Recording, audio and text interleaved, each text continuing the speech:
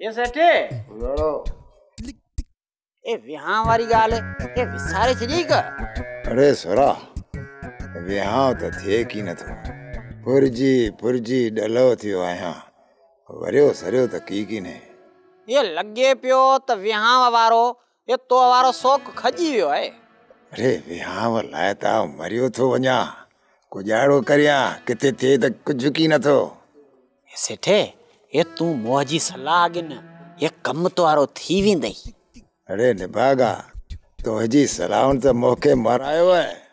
ए यार ये की न थीनो सेठे मेरे तू अजायो मौके बैठो दबू दिए। ये तू मुजी गाल सुन त सही। सुना ये सेठे ए हीरन नूरी है ना ए ही तो अजे कम जी है। अरे बुआ ओ मिस्री अञा डंडो डोटो लगो पियो है। ये सेठे ए उन के पूरो था करायूं ये पोर अन्न थींदी वांदी। हाउ ये ए ई त तो के खबर है त मिस्री कन्ना इनरन जो ये न ओही न वाही ए त पोइ पाण कन्ना हीरन केडा विंदी। उलुड़ा तू मोखे माराई दे। अरे सो हरू भरिया मोजे पुठिया जी पियो है। ये निभागा ये आऊं तो अजे भले लाए पे सोचा।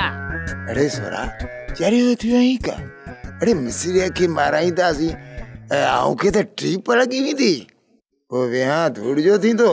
ये सेठे ए यार एड़ो मानू हथ कयो आहे में ए जो इल्म जे जोर ते ए पत्थर गारो छदे ओरी कहिड़ो ए ऊ कारो इल्म पियो जाने ए मिस्री आहे ना ए तो उन जे हिके वीर मुठ जो खर्च है।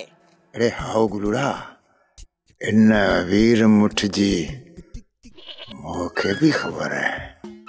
अबा मरियात भी न वीर मुठ विगे मोह ए त बस ए हाण त थे ही पक्का।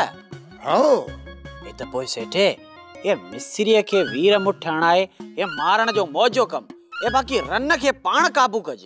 तू न गाल कना छुटलाई यो मुझो कम है।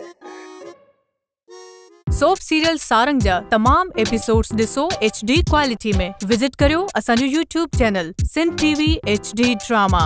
सब्सक्राइब कयो असांजो official YouTube channel Sindh TV HD drama ऐं वधीक अपडेट लाइ बेल आइकन खे क्लिक करियो।